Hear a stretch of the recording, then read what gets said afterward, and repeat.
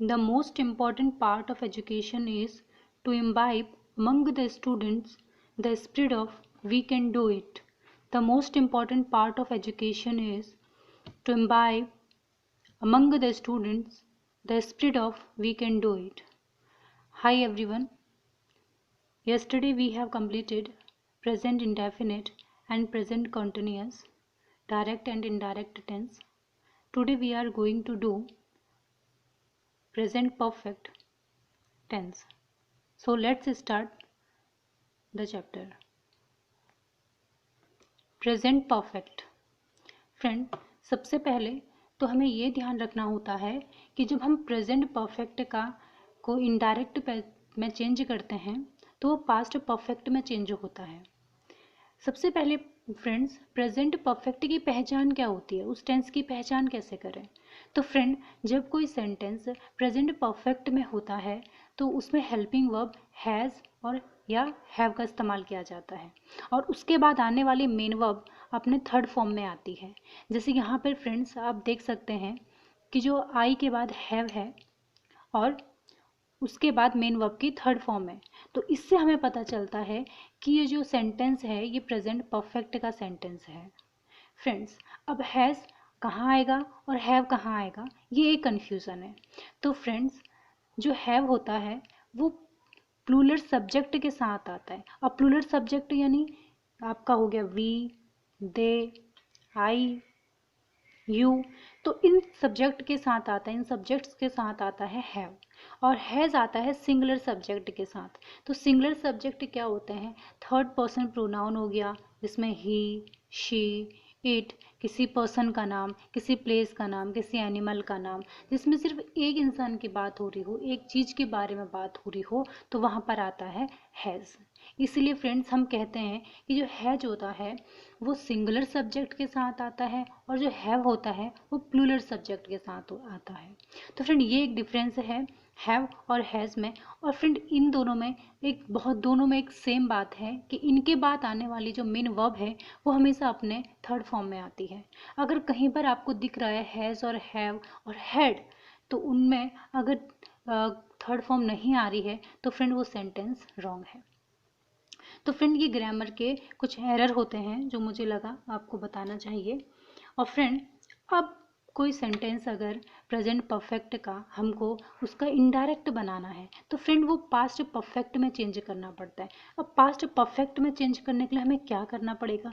Friend, सब same होता है, बस पास्ट परफेक्ट की पहचान ही होती है कि हैज़ और हैव की जगह पर हैड का इस्तेमाल किया जाता है। पास्ट परफेक्ट में एक बात बहुत अच्छी होती है फ्रेंड, इसमें आपको सिंगुलर और प्लूरल ऐसा केस नहीं होता है। इसमें सिंगुलर हो सब्जेक्ट या प्लूरल सब्जेक्ट हो, दोनों के साथ हैड का ही इस्तेमाल किया जाता है और इसके बाद आने वाली वर्ब भी आप मेन वर्ब के थर्ड फॉर्म में ही आती है। तो फ्रेंड, ये पहचान है पास्ट परफेक्ट टेंस की। तो friend, let's start the example. Direct का सेंटेंस है Riya said comma inverted comma start I have solved all previous year questions. Friend, you can see questions, right? So अब हमें इसका इनडायरेक्ट स्पीच में change करना है। तो रिया सेट कॉमा इन्वर्टेड कॉमा हटा के इसको रिमूव करके दैट कंजक्शन का इस्तेमाल किया जाता है।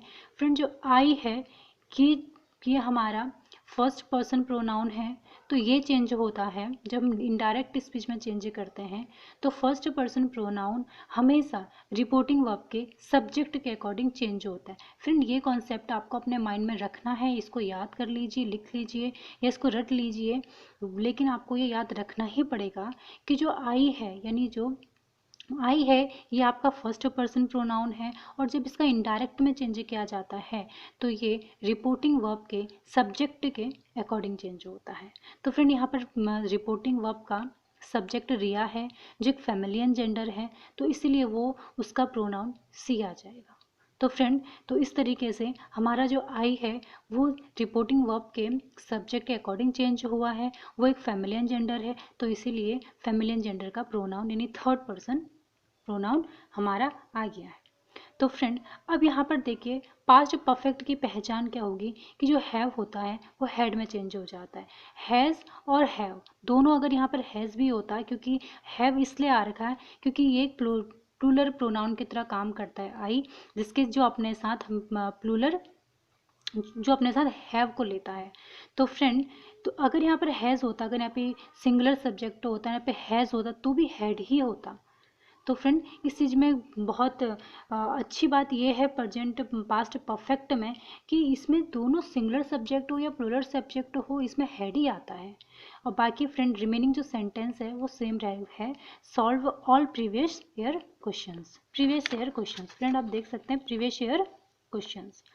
तो फ्रेंड इसमें एक चीज़ ये है, ये नोट करने वाली बात है कि हैज़ हो हेल्पिंग वर्ब, हैड हो या हैव हो, इसके बाद आने वाली मेन वर्ब हमेशा अपने थर्ड फॉर्म में आती है।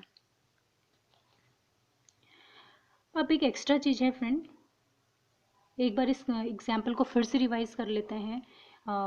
Today I am explaining in Hindi as well because there are many students they were saying that they are not able to understand whole concept in English, so I got requested I have to explain whole things in Hindi as well. So friend, the reason behind making all these videos कि I could explain all these things and you could understand. If you are not able to understand, so there is no use of making this videos.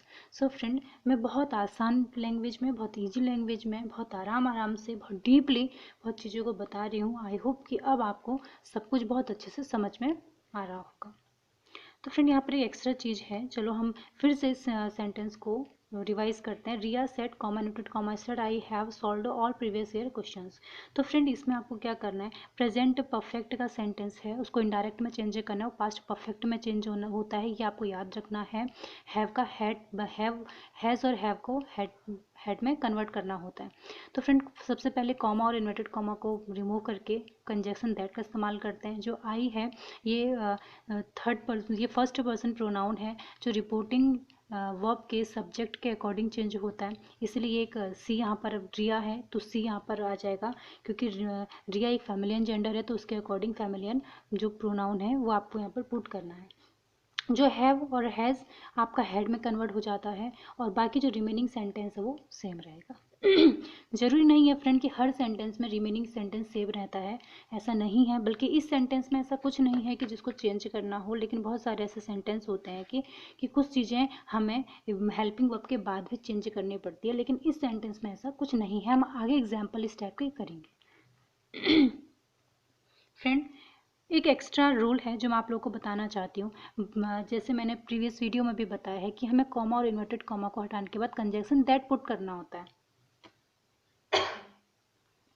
तो friend यहाँ पर मैं एक चीज़ बताना चाहती हूँ, वहाँ पर मैंने इसलिए नहीं बताया कि आपको कन्फ्यूज़न हो जाएगा, और धीरे धीरे मैं अब आपको धीरे धीरे डीप की ओर लेके जाऊँगी और चीज़ों को और अच्छे से बताऊँगी।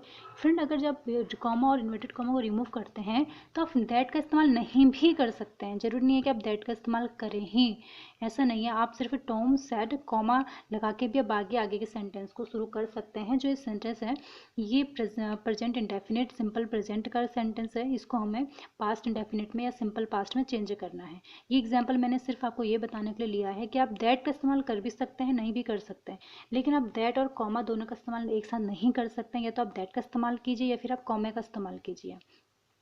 तो फ्रेंड ये इस वीडियो में मुझे बताना था। सो आई होप आपको समझ में आया होगा, और आगे के हम एग्जांपल्स और करेंगे जो कॉम्पिटिटिव एग्ज़ाम से रिलेटेड होते हैं।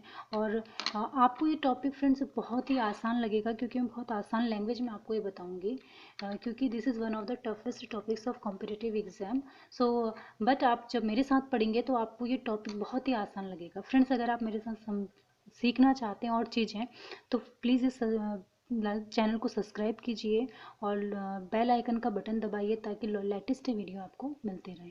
Thank you so much friend, and stay happy, keep smiling और नेवर गिव अप।